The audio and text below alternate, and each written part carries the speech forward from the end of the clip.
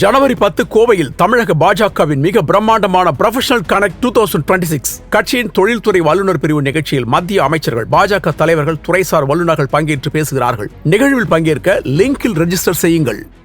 உச்சத்தை தொட்ட தங்க விலை, மீட்க முடியாத அடகு நகையை விற்பதற்கு இதுவே சரியான நேரம். இனியும் யோசிக்காதீங்க. உங்க தங்க நகைய அதிக விலைக்கு விற்க சிறந்த வழி பிரைம் கோல்ட் ஹப் 9840551787.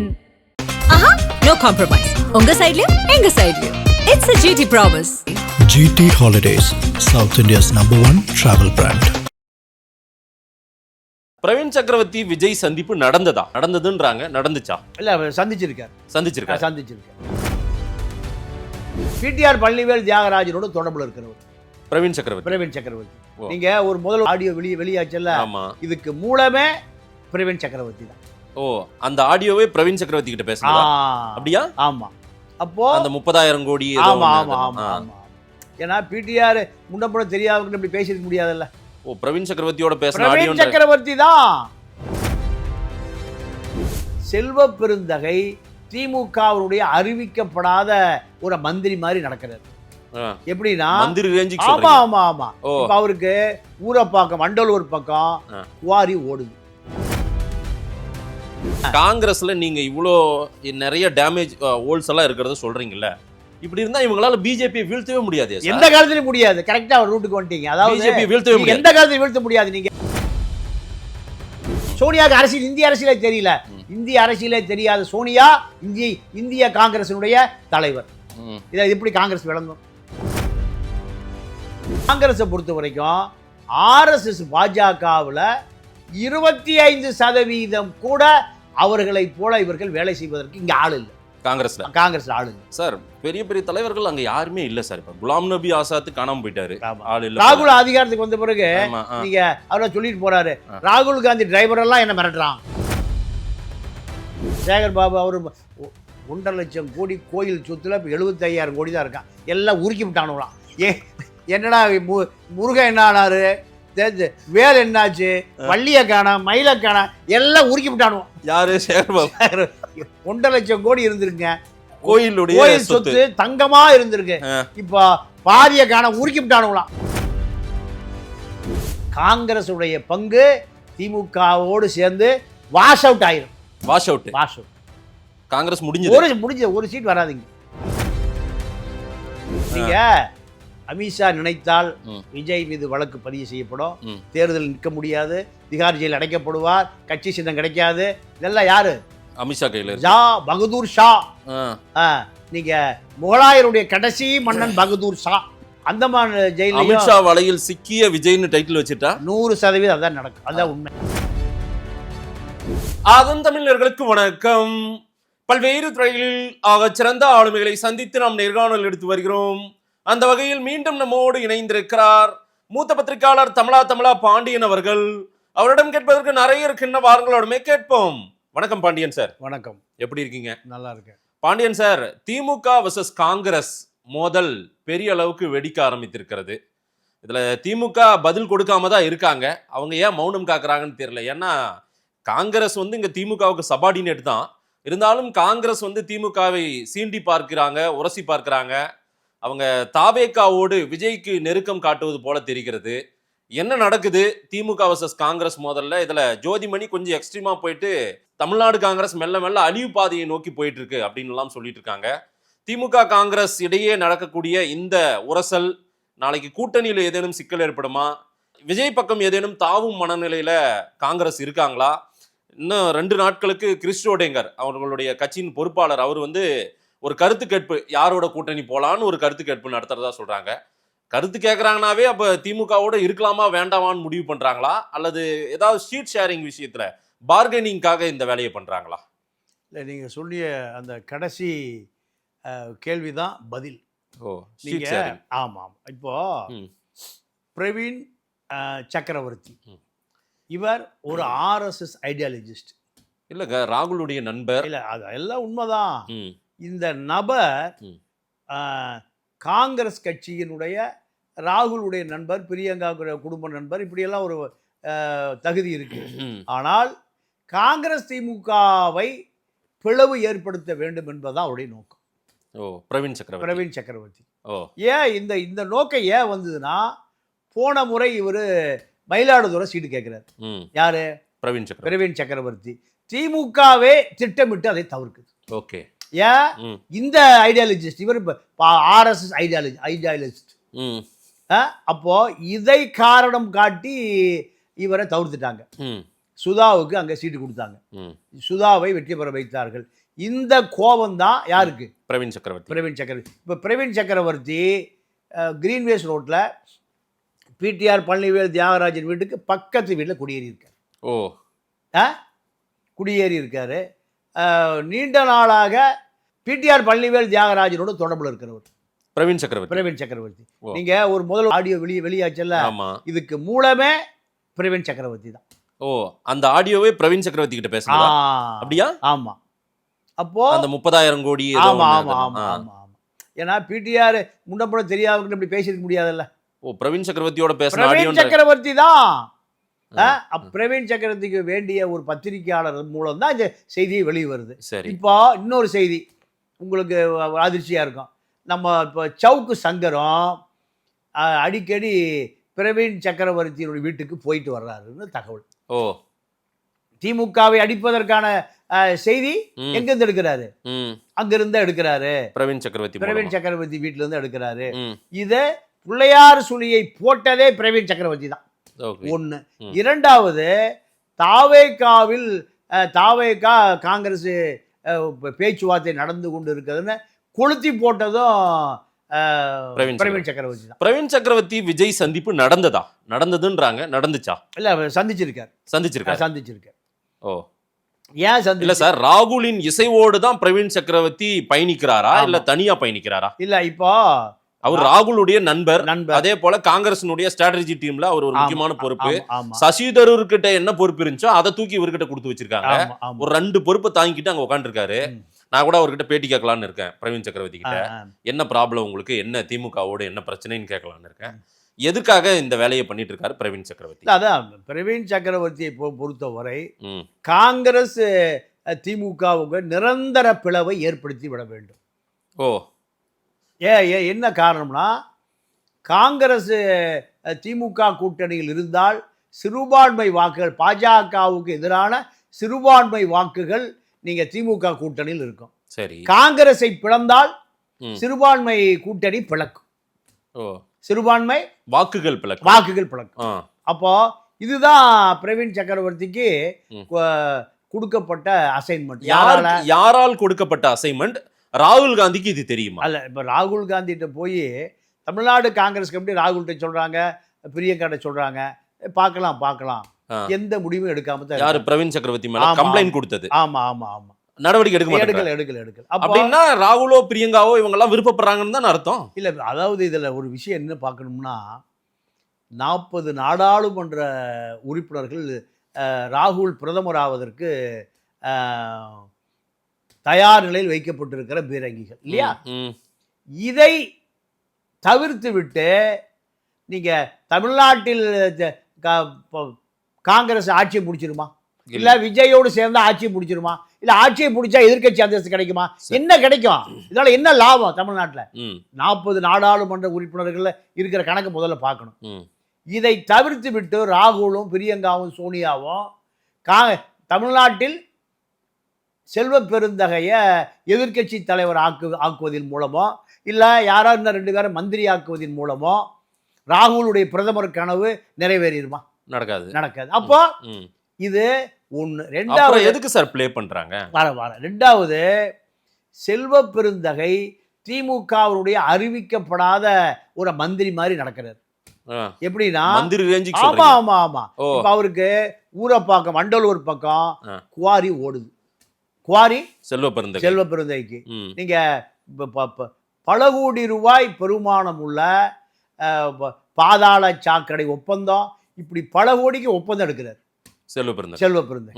அப்ப இதெல்லாமே கட்சிக்காரனுக்கு எங்கேயும் எவனுக்கு கொடுக்கறது இல்ல, அவரே பாக்குறாரு. அப்ப சண்டை வருமா வராதா? கட்சிக்காரங்களுக்கு இந்த பிரச்சனை பதவி உனதா எனதா, இதுதான் ஜனதா. ஜனதா கட்சின்னு ஒரு கட்சி இருந்தது. ஆமா ஆமா. அதுல காலையில மந்திரி, சாயங்காலம் மந்திரி இல்ல, அடுத்த நாள் வேட்டி உருவிடுவான்.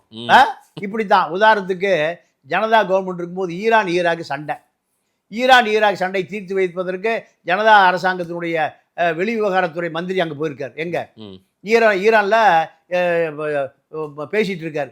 பேசிட்டு இருக்கும்போது இங்கே ஆட்சி கவுந்து போச்சு. ஆட்சி கவுந்து இவர் போனால சிறப்பு விமானம், அவன் பைலட் எடுத்துட்டு இந்தியாவுக்கு வந்துட்டான். இந்தியாவுக்கு வந்துட்டாரு. ஆமா, பேச்சுவார்த்தை முடிஞ்சு பார்த்தா பிளைட்டை காணோம். ஏன் இங்கே ஆட்சி கவுந்து போச்சு. வேற ஏதோ இப்போ பிளைட்டை கிட்ட பிடிச்சி மாறி கீறி கடைசியில் ஊர் வந்து சேர்றதுக்கு பெரும்பாடாக போச்சு.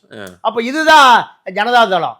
அதே போல் நீ காங்கிரஸை பொறுத்த வரைக்கும் ஒருவர் நீங்கள் இன்று வரை திமுகவை நேரடியாக எதிர்க்கக்கூடிய தலைவர்களே இல்லை. நீங்கள் ஈவிகே இளங்கோவன் இருந்தார், கட்சி வளர்ந்தது. அதற்கு பிறகு நீங்கள் யார் வந்தாலும் திமுகவை அனுசரித்து போகக்கூடிய ஆட்களாகவே காங்கிரஸில் அந்த பதவிக்கு தகுதியானவர்களை, அதாவது மாநில தலைவரை போடும்போது காங்கிரஸ் தலைமை எங்க கேட்குறாங்க, திமுகவை கேட்குறாங்க. இவர் உங்களுக்கு சாதகமானவரா? இப்படித்தான் மாநில தலைவரை போடுவது. செல்வ பெருந்தகையினுடைய தேர்வே திமுக ஸ்டாலினுடைய கிரீன் சிக்னலை கேட்டுத்தான் டெல்லியை செல்வ பெருந்தகை போட்டாங்க. இவ்வளவு விஷயம் இருக்கு. இப்போ கேசி வேணுகோபாலுக்கு செல்வ பெருந்தகை போடுவதில் 1% கூட விருப்பம் இல்லை. ஓகே. ஆனால் நீங்க கார்கே குடும்பத்துக்கு இவர் ரொம்ப நெருக்கமானவர். யாரு? செல்வ பெருந்தகை. எப்படி நெருக்கம்னா பெட்டியினுடைய அடிப்படையில் பெட்டி நெருக்கம். கார்கேவுக்கே இவரு கொடுக்குறாரு. கார்கே யார் கொடுத்தாலும் வாங்கிக்குவார். கார்கே நீங்க அதான காங்கிரஸ் கட்சியை பொறுத்த வரைக்கும் நீங்க காங்கிரஸ் அரசு, காங்கிரஸ் கவர்மெண்ட், கப்பல் துறை அமைச்சர் நம்ம வாசன், கப்பல் துறை அமைச்சர் நம்ம வாசன். அப்போ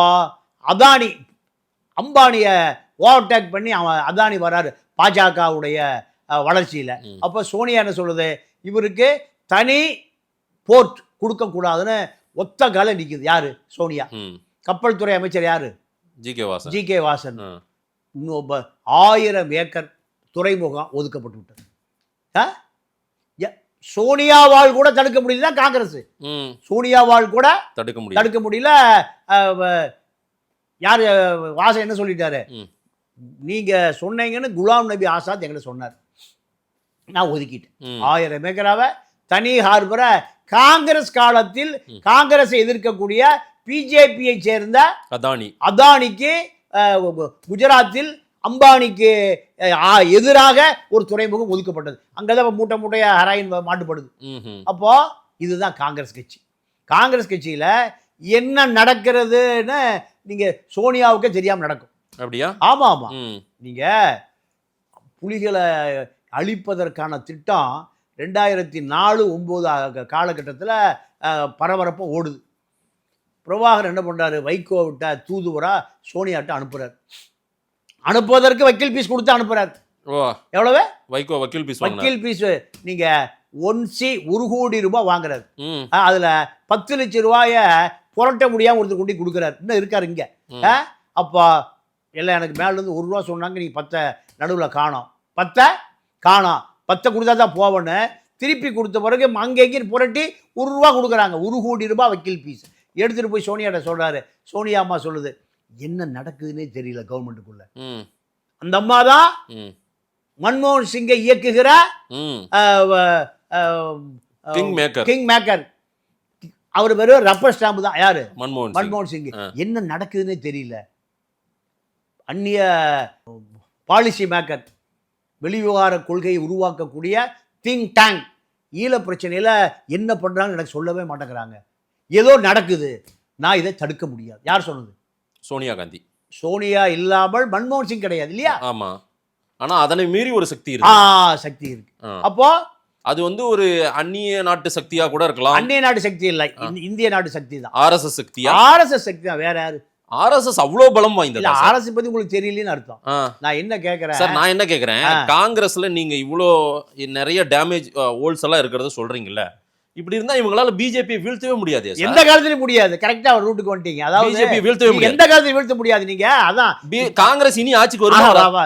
வரும் ஆ. வரும். ஏன்னா ஆ. நீங்க இப்ப ராகுலுடைய தொகுதி எது? வயநாடு. பிரியங்காவுக்கு தொகுதி எது? இல்ல பிரியங்காவுக்கு தான் இப்ப வயநாடு. இல்ல முதல்ல எங்க ஜெயிச்சாரு? வயநாட்டுல ஜெயிச்சாரு. ஏன் இந்தியாவுல இந்தி பேசுகிற ரேபர்லி என்னாச்சு? எத்தனை மாநிலம் இருக்கு, என்ன ஆச்சு? முஸ்லீம்களுடைய பின்னால் ஒளிந்து கொள்ள வேண்டிய தேவை ஏற்பட்டுச்சு. யாருக்கு? ராகுலுக்கோ. வயநாட்டுல யாரு இருக்கா? முஸ்லீம். முஸ்லீம் வாக்கு தான். அப்போ அதே நிலைமை யாருக்கு? இன்னைக்கு பிரியங்காவுக்கு. இதுதான் காங்கிரசினுடைய நிலைமை. காங்கிரசினுடைய தெளிவா புரியுதா உங்களுக்கு? அதை விட இன்னொரு விஷயம் சொல்றேன். ராஜீவ் மரணம் அடைந்த பிறகு சோனியா தான் பிரதமராக இருக்கணும். சோனியாவின் ஆதரவு பெற்றவர் தான் பிரதமராக இருக்கணும். ஆமா. யார் பிரதமர் ஆனா? நரசிம்மராவ் மூட்டை முடிச்செல்லாம் கட்டிட்டு நீங்க எங்க வந்துட்டாரு? சொந்த ஊரான ஓங்கோல் வந்துட்டார். ஓங்கோல்ல நீங்க நம்ம ஐயா ராமதாஸ் ஐயா மாதிரி மரம் செடி கொடி இயற்கையை நேசிப்பவர் வந்துட்டார். வயசாகி போச்சு. நரசிம்மராவ் மூட்டை முடிச்சுட்டு வந்துட்டார். ஆனால் ராஜீவ் இறந்த பிறகு நாடாளுமன்ற குழு நரசிம்மராவை தேர்ந்தெடுக்கவே இல்லை. ஏன்னா நரசிம்மராவ் மரணம் கூட எப்படி நடந்ததுன்னு தெரியல. நரசிம்மராவுடைய மரணம் அடைந்த பிறகு உடல் காங்கிரஸ் மைதானத்துக்கு போல, காங்கிரஸ் கட்சி ஆபீஸுக்கு போல. அப்ப சோனியா எவ்வளவு தூரம் நரசிம்மராவ் கோபமா இருந்ததுன்னு நீங்க அதை தெரிஞ்சுக்கலாம். சரி இல்லையா? அப்போ நரசிம்மராவ் பிரதமர். யாரு அப்போ ஜனாதிபதி? ஆர் வெங்கட்ராமன், பட்டுக்கோட்டை ஐயர். நாக்பூர்ல இருந்து இப்ப ஜனாதிபதி மாளிகை உத்தரவு போகுது, நரசிம்மராவை பிரதமர் ஆகுங்க. Nagpur to Delhi to Ongole. ஆந்திராவில் இருக்கிற நரசிம்மராவை எங்க வர சொல்லிட்டாங்க? டெல்லிக்கு வர சொல்லி ஜனாதிபதி மாளிகையில் அவருக்கு பதவி பிரமாணம் செய்து வைத்து 5 ஆண்டு காலம் அவர் தான் பிரதமர். அப்போ காங்கிரஸ் நாடாளுமன்ற குழு உறுப்பினர் தேர்ந்தெடுத்தாங்களா, இல்ல காங்கிரஸ் கட்சியினுடைய அகில இந்திய தலைவர் தேர்ந்தெடுத்தாங்களா? யார நரசிம்மராவ் தேர்ந்தெடுத்தாங்க? அந்த 5 ஆண்டு காலத்துல சோனியாவை ஒருமுறை கூட சந்திக்கவே இல்லை. ராகுல், பிரியா எல்லாம் குழந்தை விட்டீங்க, எல்லாம் யாரையுமே சந்திக்கல. அப்போ அதிகாரம் எங்க இருக்குன்னு தெரியுதா? நான் என்ன நினைச்சேன், தமிழ்நாட்டுல தான் காங்கிரஸ் இவ்வளவு வீக்கா இருக்குன்னு நினைச்சேன். இந்தியா பூரா அப்படிதான். அவ்வளவுதான். இந்தியா பூரா அப்படிதான். பிஜேபி அப்ப அவங்க நினைச்சதை சாதிச்சிட்டாங்க. அவங்க இயங்கிக் கொண்டே இருப்பார்கள். 100 ஆண்டு காலம் முன்னுக்கு என்ன வரணும் என்பதை பின்னுக்கு யோசிப்பவர்கள். 1925 தான் RSS ஆரம்பிக்கப்பட்டது. அதே காலகட்டத்தில் கம்யூனிஸ்ட் கட்சி ஆரம்பிக்கப்பட்டது, நீதி கட்சி ஆரம்பிக்கப்பட்டது, முஸ்லீம் லீக் ஆரம்பிக்கப்பட்டது. அத்தனை இந்தியாவுடைய கூடிய மிகப்பெரிய இயக்கங்கள் பூரா ஆரம்பிக்கப்பட்ட காலம் 1925. 1916 ரஷ்யாவில் கம்யூனிஸ்ட் கட்சி புரட்சி நடந்து அது அதிகாரத்துக்கு கொண்டாங்க. வந்த பிறகுதான் இந்தியாவில் கம்யூனிஸ்ட் கட்சி புரட்சிக்காக தயாராகிறான். இன்னைக்கு என்னாச்சு? 2025 காங்கிரஸ் இல்லாத இந்தியாவை அமைப்போம். அமித்ஷா 1925 போட்ட சபதம் 2025 நடந்துருச்சு. என்ன இப்ப என்ன ஆகி போச்சு? காங்கிரஸ் இல்லாத இந்தியா உருவாயிருச்சே இல்லையா? இது எப்ப திட்டம் போட்டாங்க? 100 ஆண்டுகளுக்கு முன்பு. இதே நிலைமை தான் இப்ப காங்கிரஸை பொறுத்த வரைக்கும். தமிழ்நாடு காங்கிரஸ் நேரடியா செல்வ பெருந்தகை டு அறிவாலயம் காங்கிரஸ் ஆப்புச்சு. இப்போ அதாவது காங்கிரஸ் தலைமை ராகுல் காந்தி, சோனியா காந்தி, கார்கே இல்ல அவருக்கு, ஐயா ஸ்டாலின் தான் அவருக்கு தலைவரா? நீங்க அததான் இவங்க சொல்றாங்க. ஜோதிமணி இப்போ ஜோதிமணிக்கு காங்கிரஸ் கட்சி மேல வெறுப்பு அல்ல. அதாவது ஜோதிமணி டெல்லி காங்கிரஸ் கட்சியினுடைய ஆபீஸ் பேரராக இருந்து ராகுலுக்கு அறிமுகம், சோனியாவுக்கு அறிமுகம், பிரியங்காவுக்கு அறிமுகம்.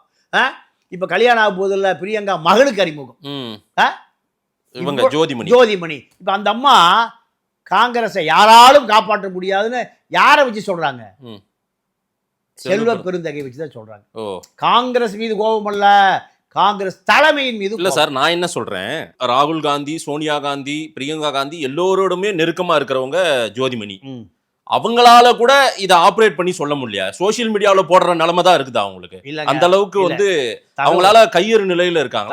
டெல்லிக்கு போய் சேர்ந்துருச்சு. சரி, இப்போ கார்கேவை மீறி நடவடிக்கை எடுக்க முடியாது. ஏன் கார்கே அந்த அளவுக்கு? ஆமாவே, ஒரு தலித் தலைவர் தான் நீங்க இந்தியாவை காங்கிரஸ் கட்சியினுடைய அடையாளமா இருக்காரு. எதுக்கு? பிஜேபி எதுக்கக்கூடிய சோனியா ராகுலை மீறி பலமா இருக்காரா என்ன கார்கே?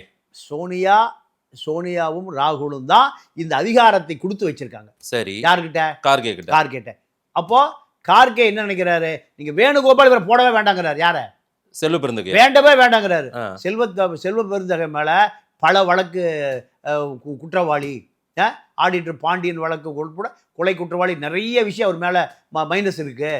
எல்லா பிஎஸ்பிக்கு போயிருக்காரு, விடுதலை சிறுத்தைக்கு போயிருக்காரு, இப்படி பல கட்சிக்கு போயிருக்காரு. பூவை ஜெகன்மூர்த்திட்டு இருந்தாரு, எல்லா கட்சிக்கும் போயிட்டு வந்தவர். அப்போ இவர் ஒரு காங்கிரஸுடைய அடையாளம் அல்ல. ப. சிதம்பரத்தினுடைய சொத்துக்களை பாதுகாப்பதற்கு தலித் அரசியல் தேவைப்பட்ட காரணத்தினால சிதம்பரம் ப்ரொமோட் பண்ணி கொண்டு வர்றாரு. யாருக்கு? மகனுக்கு இப்ப சொத்துக்கு பாதுகாப்பா செல்வம் இருப்பாருன்னு தான் நீங்க காங்கிரஸ் கூட என்ட்ரி வந்த பிறகு இவர் காங்கிரஸ் லாபியை தன்னை பெரிய அளவில் உருவாக்கிட்டார். உருவாக்கிய பிறகு எங்க நீங்க எப்பவுமே தமிழ்நாட்டு அரசியல் எப்படின்னு கேட்டீங்கன்னா, எங்க அதிகார மையமோ அங்க பிடிச்சிக்கும். ஓகே. நீங்க முருகனுக்கு விநாயகருக்கு ஒரு போட்டி, இந்த அபூர்வ அவ்வை கொடுத்த மாங்கனி வேணும்னா யார் உலகத்தை முதலில் சுத்தி வருகிறார்களோ அவர்கள் தான் அந்த மாங்கனி. சொன்னவனி முருகன் மயில் ஏறி கிளம்பிட்டார், பூமியை சுத்தருக்கு, உலகத்தை சுத்தருக்கு போயிட்டார். விநாயகர் என்ன பண்ணாரு? சினிமா படம் இதெல்லாம். அம்மா அப்ப சுத்தி வந்து மாம்பழம் வாங்கி தின்னு விட்டார். திருப்பி வந்து பார்த்தாரு மாம்பழம் தின்னுட்டு இருக்காரு. மாம்பழம் தானா? அப்போ இதே போல என்ன படம்னு சொல்றீங்க? இதே போல இங்க என்ன அரசியல்னா, கட்சி தலைமையை சரி செஞ்சா போதும், கீழே எவனையும் பார்க்க வேண்டியது. அதாவது செல்வ பெருந்தகை கார்கேவை பாத்துக்கிறாரு, அவ்வளவுதான், அதோட முடிஞ்சு போச்சு. கார்கே ராகுலையும் சோனியாவையும் பாத்துக்கிறாரு. நீங்க உதாரணத்துக்கு ப. சிதம்பரம் ராஜீவ் காங்கிரஸ் விலை வந்து ஒரு கட்சி ஆரம்பிச்சு இப்ப ஆரம்பிக்க போறதா சொல்லிட்டு இருக்காரு மறுபடியும். ஆமா ஆமா. கே.சி. வேணுகோபால் இருக்கும்போது நீங்க சிதம்பரம் பையன் அங்க பருப்பே வேகாது.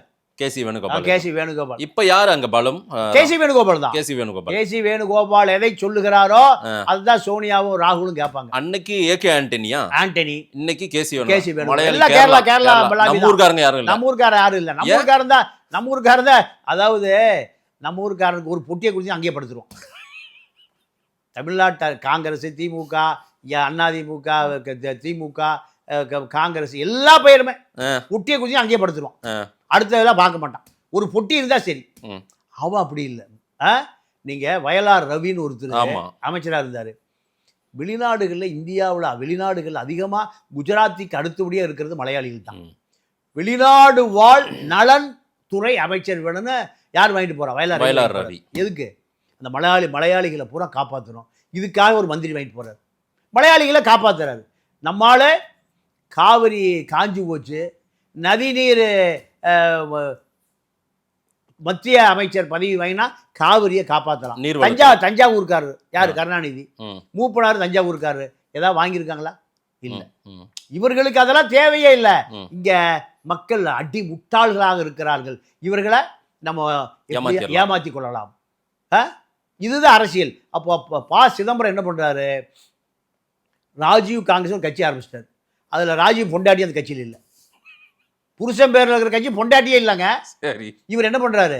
கட்சி நடத்திட்டு இருந்தாரு. கட்சி நடத்திட்டு இருந்த பொழுது நீங்க மீண்டும் காங்கிரஸ் ஆட்சிக்கு வருது. ஆட்சிக்கு வரும்போது இப்போ பாஜக முடிஞ்சு 2004 வருகிற பொழுது மன்மோகன் சிங் சொல்றாரு, என்ன பண்ணுவீங்களோ தெரியாது, எனக்கு ப. சிதம்பரம் வேணும்.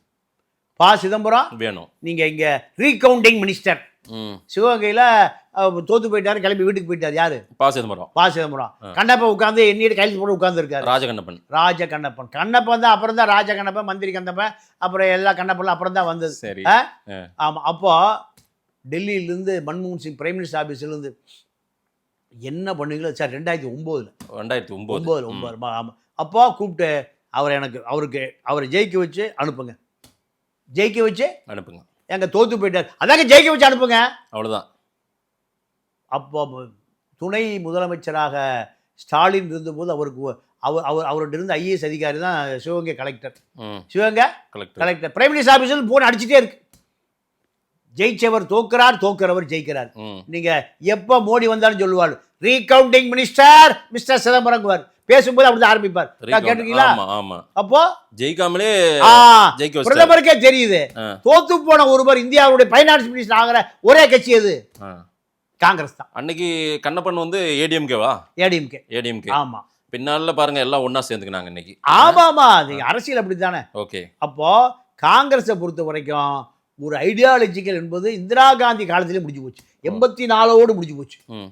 84க்கு பிறகு ராஜீவ்காந்தி பிரதமராக வந்த பிறகு ம். அதிகாரிகளுடைய கொட்டம் தான். அதிகாரிகள் மதசார்பற்ற கூட்டணின்னு ஒண்ணு வச்சுக்கிறாங்க, ஆ, இந்தியா கூட்டணின்றாங்க. ம். இதெல்லாம் வச்சுக்கிட்டு இந்த மாதிரி நிலைமையில இருக்கிற காங்கிரஸை வச்சுக்கிட்டு எப்படி சார் மோடியை வீழ்த்த முடியும், அமித்ஷாவை வீழ்த்த இல்ல முடியும்? அதாவது தன்னெழுச்சியான ஒரு மக்கள் சக்தி சக்தி மக்கள் சக்தி இந்தியாவில் இருக்குங்க, இருக்கு. இருக்கு. ஆ. இந்த தேர்தலை பாஜக தோத்து போனதான் ஜெயிக்க வச்சுட்டாங்க. ஓ, பாஜக தோத்து போனதை ஜெயிக்க வச்சாங்க. எப்படின்னா ஜெயராம் ரமேஷ் ஒரு அறிக்கை விட்டார். ஆ.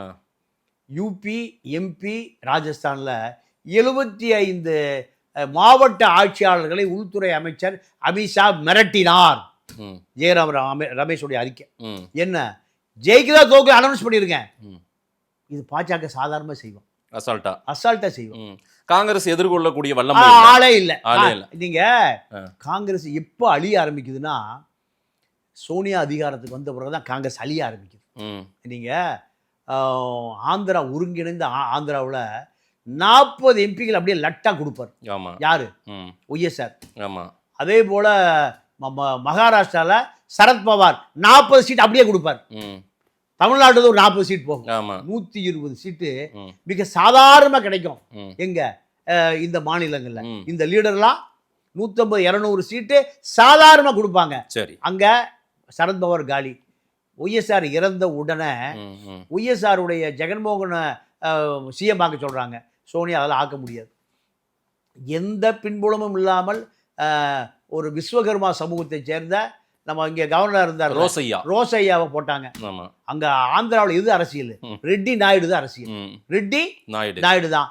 ரோசையா விஸ்வகர்மா சமாளிப்பாரா? இல்ல. ஒடியான்ட்டாரு தமிழ்நாட்டுக்கு. தமிழ்நாட்டுக்கு. அப்போ ம். சோனியாவுக்கு அரசியல் இந்திய அரசியலே தெரியல. ம். இந்திய அரசியலே தெரியாத சோனியா இந்திய காங்கிரசினுடைய தலைவர்.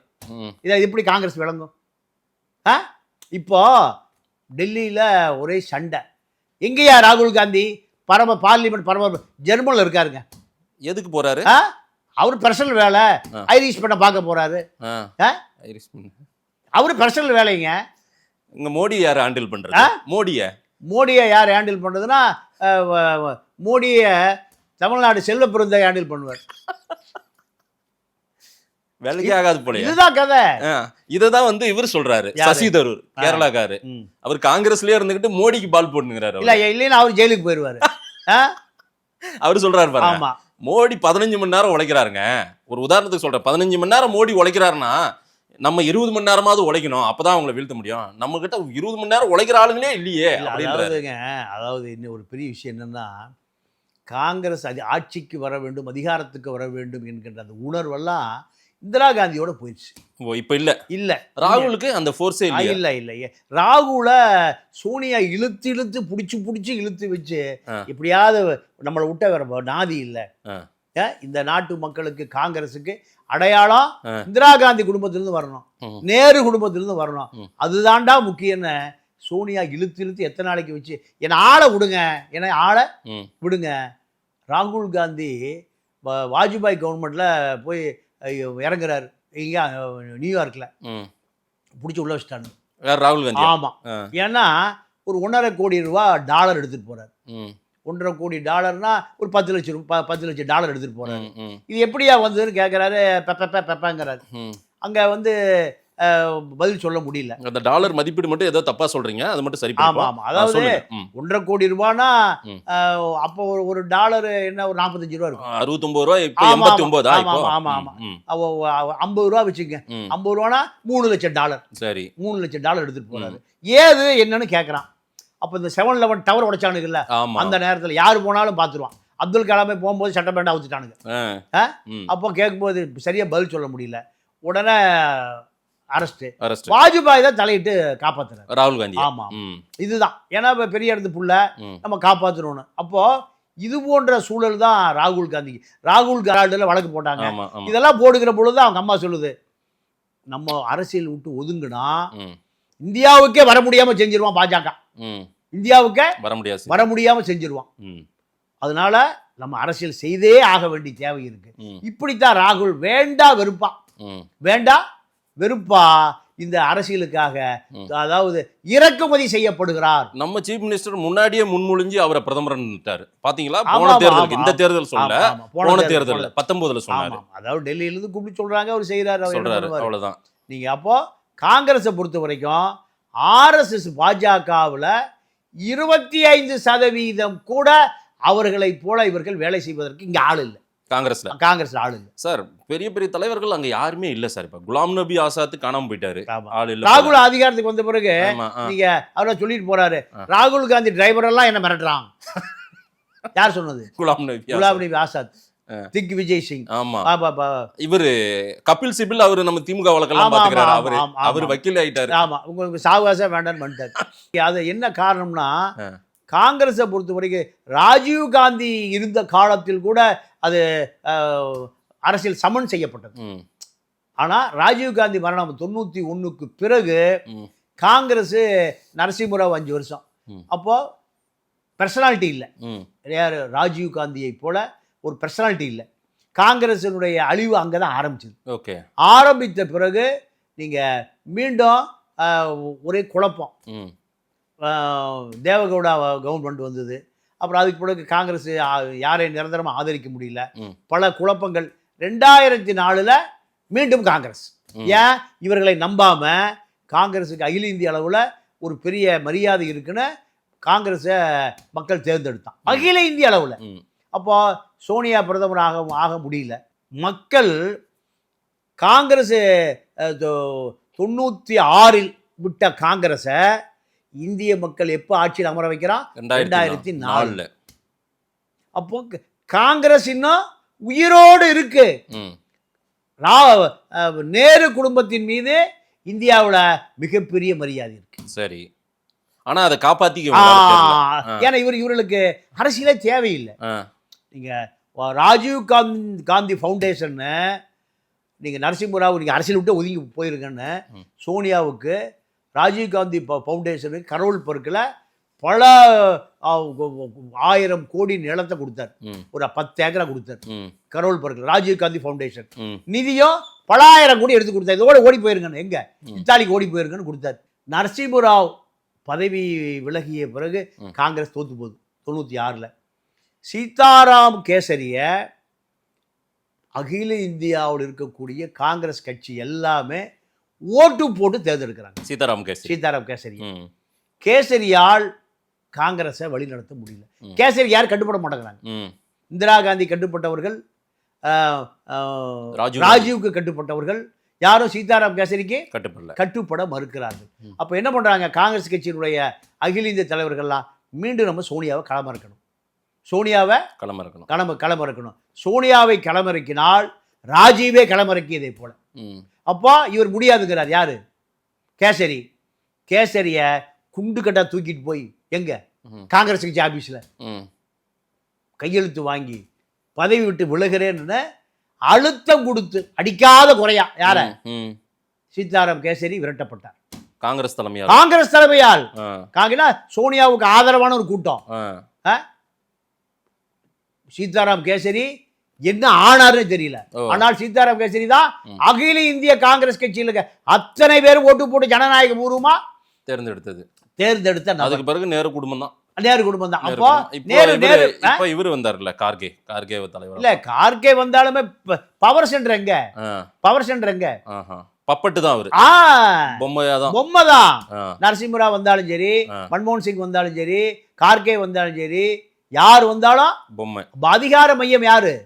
சோனியா ராகுல் தான்.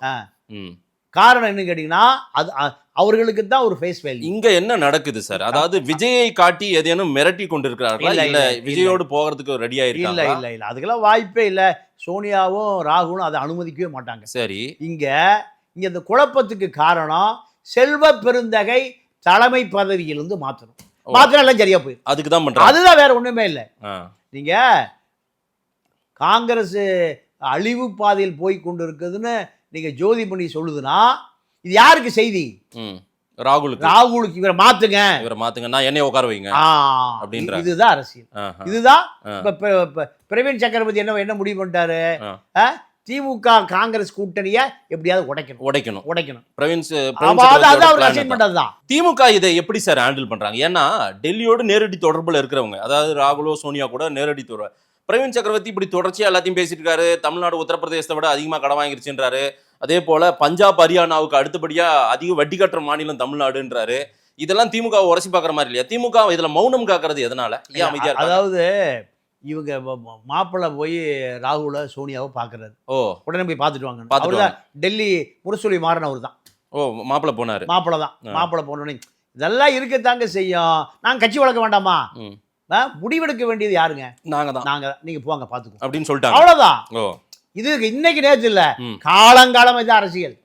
காலங்காலமா இல்ல. திமுக இன்னைக்கு காங்கிரஸுக்கு பெரிய உதவி செஞ்சுட்டு இருக்காங்க. இந்தியா முழுக்க காங்கிரஸ் தூக்கி சுமக்கிறதுக்கு ஆள் இல்லாம யாரும் இருக்காங்க. ஆனா திமுக தூக்கி சுமக்குது. ஆனா இந்த மாதிரி வேலையெல்லாம் அவங்க எப்படி அனுமதிச்சுட்டு உட்காந்து இருக்காங்க? திமுக இதை ஏன் சைலண்டா காங்கிரஸ் வேணும்னு நினைக்கிறாங்களா? அவங்க பிஜேபி எதிர்ப்பதற்கு காங்கிரஸ் வேணும். ஏன்னா காங்கிரஸ் இருந்தா தான் சிறுபான்மை முஸ்லீம், கிறிஸ்துவர், தலித்து இந்த அடையாளங்கள் பூரா தன்னோட நிற்கும். திமுக தனியா இருந்தா ஓட்டு போட மாட்டாங்க. இல்ல, காங்கிரஸ் இருக்கணும். திருமாவளவன் இருக்கணும், கம்யூனிஸ்ட் இருக்கணும். எல்லாம் யாரு? பிஜேபியுடைய ஜென்ம வைரிகள், ஜென்ம எதிரிகள். கம்யூனிஸ்ட் இருக்கணும், காங்கிரஸ் இருக்கணும், திருமா இருக்கணும். அவ்வளவுதான். இவர்கள் தான். அதாவது திமுகவை காப்பாத்துறதே இவங்க தான். இதுதான் கரெக்டா வந்துட்டீங்க. ஏன்னா திமுக ஒரு காலத்துல ஆர்எஸ்எஸ் காப்பாத்துச்சு. 98ல ஆர்எஸ்எஸ் பிஜேபிய கருணாநிதியை தூக்கி சுமந்தார்.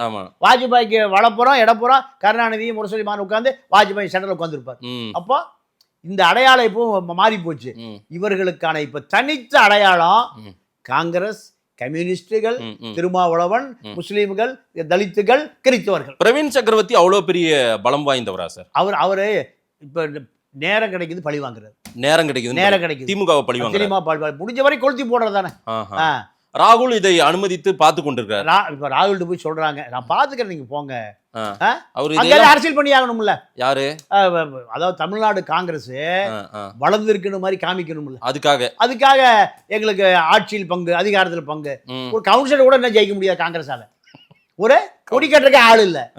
நீங்க என்ன சார், இவரு விஜய் வசந்த் ஜெயிக்கிறாரு, ஜோதிமணி ஜெயிக்கிறாங்க, எல்லாம் ஜெயிக்கிறாங்க. Robert Bruce ஜெயிக்கிறாரு. திடீர்னு நாகர்கோயில இருந்து தூக்கிட்டு திருநெல்வேலியில போடுறாங்க, அவர் ஜெயிச்சுட்டு போறாரு. நடக்குதா இல்லையா? 3க்கு நான் சொல்லட்டுமா? செந்தில் பாலாஜி ஜெயில கிடக்குறாரு. யாரு? ஆமா, ஜோதிமணி ஜெயிலுக்குள்ள போன் பண்ணி பேசுது. அண்ணே எப்படியா ஜெயிக்க வைங்க அண்ணே. யாரு? செந்தில் பாலாஜி. செந்தில் ஜெயிலுக்குள்ள இருக்காரு, கம்பி எண்ணிட்டு இருக்காரு. அங்க போன் பண்ணி, அண்ணே நீங்க இல்லாம ஜெயிக்க முடியாது. சரி, இனிமே ஏதாவது வாயை திறந்தா தொலைச்சு ஜெயிக்க வைங்கப்பா. யாரு? செந்தில் பாலாஜி. ராபர்ட் புரூஸ் அவர் அவ்வளவு பலம். அவ்வளவு ஏங்க, அவரு தாங்க முதலமைச்சர். அவரு தாங்க. யாரு? செந்தில் பாலாஜி தான். கரூர், திருச்சி, மேற்கு மண்டலம் அவர் தான் முதலமைச்சர். நீங்க கருணாநிதி, வீரபாண்டி ஆறுமுகம் கார்ல போயிருக்காங்க ஒரு மாநாட்டுக்கு சேலத்துல. சேலத்தின் முதல்வர் அவர்களே வருக. கருணாநிதி, என்னையா முதல்வர் போட்டிருக்கு, ஒன்ன போட்டிருக்கு. தலைவரை, நீங்க தமிழ்நாட்டுக்கு முதல்வர், சேலத்துக்கு முதல்வர். தலைவர், சரியா, ஏதோ பார்த்து கவுத்துறாதீங்கயா. ஆமா, தெரியும். நீங்க எல்லாம் இருந்தா தாயா நான் முதலமைச்சர் ஆக முடியும். இதுதான் இப்ப செந்தில் பாலாஜி இந்த கொங்கு முதல்வர், மேற்கு மண்டல முதல்வர். மூர்த்தி மதுரைக்கு அந்த பக்கம் முதல்வர். இந்த பக்கம் வேவா வேலு, திருவண்ணாமலை, செஞ்சி, கிஞ்சி, இந்த பக்கம் இவர் முதல்வர். அப்புறம் கே.என். நேரு திருச்சி பக்கம் முதல்வர் போனோம்னா 4 முதல்வர் கேட்டு தான் ஒவ்வொரு ஏரியாக்குள்ள போனோம். இப்ப அதுதான். அப்போ இந்த அரசியல்ல ராபர்ட் புரூஸ், சேகர் பாபு அவரு 1.5 லட்சம் கோடி கோயில் சொத்துல 75,000 கோடி தான் இருக்கான். எல்லாம் உருக்கி விட்டானுங்களாம். என்னடா முருகன் என்ன ஆனாரு, வேல் என்னாச்சு, பள்ளிய காணா, மயில காணா, எல்லாம் உருக்கி விட்டானுவோம். யாரு? சேகர் பாபு. 1.5 லட்சம் கோடி இருந்திருக்குங்க. கோயில் சொத்து தங்கமா இருந்திருக்கு. இப்ப பாதிய காண உருக்கி விட்டானுங்களாம். 75,000 கோடியை உருக்கி. ஆனா கோயிலா அவரும் போயினுங்கிறார் சார். எல்லா கோயிலும் அப்பதானே உருக்க முடியும். கோயிலுக்கு போனா தாங்க காவி மெட்டில் தாங்க உருக்க முடியும். கருப்பு சட்டையை உருக்க முடியும். கொஞ்சம் ரைஸ் ஆகுறாரு, கோவப்படுறாரு, அதிகமா கோவப்படுறாரு. ஆமா, ஏன்னா நேத்தி கூட கோவப்பட்டாரு. கோவம் எல்லாம் 2 மாசத்துக்கு கோவப்படலாம். 2 மாசத்துக்கு கோவப்படலாம். திருடுந்த பாதியை பெட்டி எடுத்துட்டு நீங்க எல்லாம் எடப்பாடி வீட்டுக்கு போக வேண்டி வரும். எல்லாம் எடப்பாடி வீட்டுக்கு போக வேண்டி வரும். அப்போ இந்த அரசியல் ராபர்ட் புரூஸ் அவர் ஒரு கிறிஸ்துவ நாடார். அவர் எப்படியே ஜெயிக்க வைக்கணும் தங்கம் தென்னரசு சொல்கிறாங்க. ம். தங்கம் தென்னரசு இவரை நம்ம பிஜேபி நயினார் ஜெயிக்க வைக்கிறதுக்கு வேலை பார்க்குறாரு. ம். யார? நயினார. ஏன்? சாதி பாசம். ஆஹா. அதோட இது வந்து சொல்கிறாங்க, ஏங்க இவரு தான் தோற்று போயிடுவாங்க ராபர்ட் புரூஸ், ஆ. நான் தோத்தே போயிடுவேன். அவரை தூக்கிட்டு அனிதாவை போடுறாரு. ம். கட்சி எப்படி இருக்குன்னு பாருங்க, திமுக எப்படி இருக்குன்னு பாருங்க சார். ம். ஏன் தங்கம் தென்னரசு தூக்கப்பட்டு அனிதா ஏன் பொறுப்பா போட்டீங்க? ஓ. அப்போ ம். இதுதான் காங்கிரஸ் யார் ஜெயிக்க வச்சா? ம். திமுக அனிதா ராதாகிருஷ்ணன் ஜெயிக்க வச்சார். ஜெயிக்க வச்சார். இங்க ஜோதிமணிய ம். செந்தில் பாலா ஜெயில இருந்தே ஜெயிக்க வச்சார். ஜெயில இருந்து ஜெயிக்க வச்சாங்க. வசந்த ஆ. நீங்க அங்க இருக்கக்கூடிய விஜய் விஜய் வசந்த நம்ம திமுக அமைச்சர் மனோஜ் தங்கரை ஜெயிக்க வச்சார். ஜெயிக்க வச்சார். இதுதான் அரசியல். ம். அப்போ காங்கிரஸுக்கு வேலை செய்வதற்கு ஆள் இல்ல, ம். காங்கிரஸுக்கு கொடி கட்டுவதற்கு ஆள் இல்ல, ம். பூத்துல வேலை செய்வதற்கு ஆள் இல்ல. எல்லா ஆளு யாரு? ம். திமுக காரன். திமுக தான். நீங்க வைகோ சிவகாசி பார்லிமெண்ட் நின்னார். அப்போ அங்க இருக்கிற ஆட்கள் சொன்னாங்க, வைகோ கட்சி ரொம்ப டீப்பா உள்ள போகல, ம். வேலை செய்யறதுக்கு ஆள் இல்லை, வேலை செய்யறதுக்கு ஆள் இல்ல. ஆள் இல்லை, தயவுசெய்து தோத்து போயிடுவார். நாங்கள் காரணம் திமுக காங்கிரஸ் கூட்டணியில் மாணிக் டாக்கூர். ஆமா. யாருங்க டாக்கூர்? ஆ. நம்ம ஊர் ஆளு. டாக்கூர்னு பேர் வச்சு நாங்கள் போய் செட்டில் ஆயிட்டாரு. ஆ. அந்த பேர் தான் அங்கே நடமாடுறாரு. அந்த டாக்கூருக்கு அங்கே எங்கேயுமே இடம் கிடைக்கல, இங்கே தான் வந்திருக்காரு. விருதுநகர். விருதுநகருக்கு. ம். இப்போ விஜயகாந்த் பையன் தோத்து போனார்ல, ஆமா. உண்மை ஜெயிச்சு விஜயகாந்த் பையன் தான். மாணிக்கம் தாக்கூர் இல்ல. மாணிக் டாக்கூர் கிடையாது, டாக்கூரே கிடையாது. விஜயகாந்த் பையன் தான் ஜெயிச்சது உண்மைதான். விஜய பிரபாகரன் ஆமா ஜெயிச்சாரு. ஆமா, அது அந்த ரீகவுண்டிங் மாதிரி ஏதோ. அதேதான். என்ன நடந்ததுன்னா, ம்.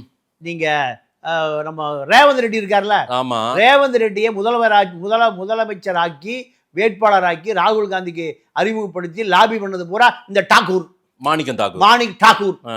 தமிழனுக்கு பேர் பாருங்க, ஆ. டாக்கூரா. அப்போ நான் தொகுதிக்குள்ள சர்வேக்கு போயிருந்தோம் சார். ஆ, அவர் தொகுதிக்கே வரவே வர இல்லை. எப்ப ஆனா வர ஜெயிச்சார் மாட்டாரு. சார் அவர். ஆமா, என்ன காரணம்? திமுக ஓட்டு தான். திமுக ஓட்டு. திமுக. அப்போ இந்த டாக்கூர் ஜெயிக்கணும்னு ரேவந்த் ரெட்டி கலெக்டர் லைனுக்கு வர்றாரு. ஆ. கலெக்டர் லைனுக்கு வர்றாரு. ம். என்ன ஒண்ணு, நாங்க தான் ஆட்சிக்கு வர போறோம், ம். உன்னை தண்ணிலா காட்டுக்கு மாத்திடுவோம். யார? ஆ. அந்த கலெக்டர்.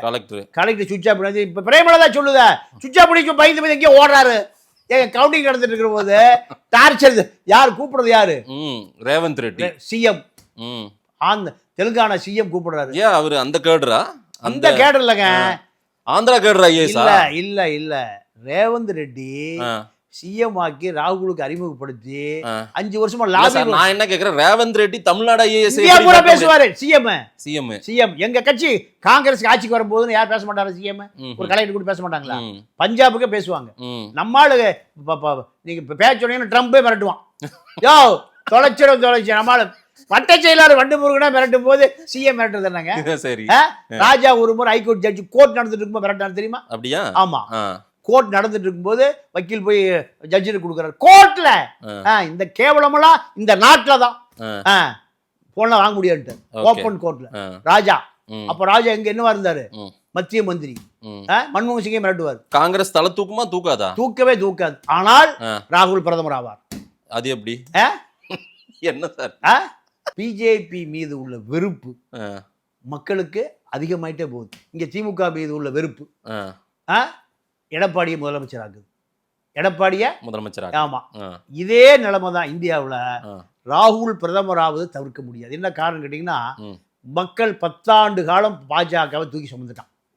10 ஆண்டு காலம் பாஜகவை தூக்கி சுமந்துட்டான்.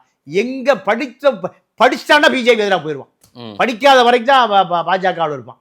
பார்ப்பனியத்தினுடைய கொள்கையை இவனுக்கு கல்வி மறுக்கப்படணும், முட்டாளா வச்சிருக்கணும், பாஜக ஜெயிக்கும். இப்போ படித்தவன் பூராமே பாஜகவுக்கு எதிராக போறான். ஓகே, இந்த அரசியல் பாஜக இப்போ திமுகவை தோக்கடிக்கணுமா? அடுத்து யாரு? இப்போ எடப்பாடி தான். எடப்பாடி இல்ல, எடப்பாடி ஜெயிக்கணும்னா விஜய் சேர்த்துக்கணும். விஜய் அவர் வரமாட்டேன்றார். இல்ல அதெல்லாம் வந்துருவார் சார். இப்போ விஜய்க்கு இவ்வளவு பெரிய மாஸ் வர்றதுக்கு என்ன காரணம்னா, திமுக எதிர்ப்பு அதிமுக போறது இல்ல. திமுக எதிர்ப்பு அதிமுக போறது இல்ல. எங்க போகுது? விஜய்க்கு போகுது. விஜய்க்கு. அப்ப அமித்ஷா என்ன பண்றாரு? விஜய நேரம் எங்க விட்டாரு? விஜய நடக்கும் கண்டிப்பா சார். அம்மா குழந்தைய அடிப்பா, அப்பங்க எடுத்துட்டு போயிடுவார். எடுத்துட்டு போய் கடையில போய் ஒரு முட்டாய் வாங்கி கொடுப்பாரு. ஆரஞ்சு முட்டாய் வாங்கி கொடுத்து, ஆரஞ்சு முட்டாய் வாங்கி கொடுத்துட்டு திருப்பி அந்த குழந்தை எங்க கொடுப்பாரு? அம்மாட்ட. அதான் அரசியல். ஓகே, இப்போ எடப்பாடி இங்க அம்மா எடப்பாடி தான். அம்மா எடப்பாடி 2 அம்மா. ஒண்ணு ஸ்டாலின் ஒரு அம்மா, ஆ, இவர் ஒரு அம்மா. 2 முதலமைச்சர்கள் தான். ஆ. இவருக்கு எதிர்ப்புனா இவருக்கு தான் ஓட்டு போடுவான். இப்ப 2 பேர் மேல வெறுப்புல யார்கிட்ட போறான்? விஜய் கிட்ட விஜய்கிட்ட போறான். விஜய் அமித்ஷா என்ன பண்றாரு? கூட இங்கே விட்டுறாரு. நடக்குமா? நடக்கும், நடந்தே தீரும். வேற வழி, ம், வேறு வழி இல்ல. ம், ம். அமித்ஷா தான் இப்ப இந்தியாவுடைய படா பாஸ்.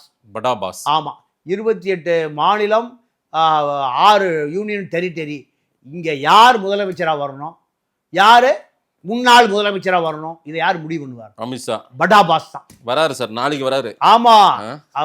அவரு தான் பொங்கல் கொண்டாட வராரு. பொங்கல் கொண்டாடுவாரு. ஆ. அப்புறம் மாடு பிடிப்பாரு. தமிழ மாடு பிடிப்பார்ல, கொம்புல பணம் கட்டி வச்சிருப்பான். ஆமா, நம்மால் வீர இளைஞர்கள் போய் மாட்டை பிடிச்சி கொம்புல இருந்து அந்த முடிச்செல்லாம் எடுத்துக்குவான். ஆமா. அதுக்காகத்தான் ம். இங்க மாடு பிடிக்க வர்றாரு. ஆ. மாட்டை அடக்குவார். யாரு? அமித்ஷா. அமித்ஷா. மாட்டை பிடிப்பார், கொம்ப பிடிப்பார். போஸ் எல்லாம் பார்க்கலாம் இனிமே. அப்போ எந்த மாடு அடக்க போகுது, எந்த மாட்டை பிடிக்க போறாரு, எதை கட்ட போறாருன்னு எப்படியும் நீங்க ஜனவரி முடிஞ்சு பிப்ரவரியில தெரிஞ்சிடும். இதுல காங்கிரஸ் காங்கிரஸுடைய பங்கு திமுகவோடு சேர்ந்து வாஷ் அவுட் ஆயிரும். Wash out. Wash out.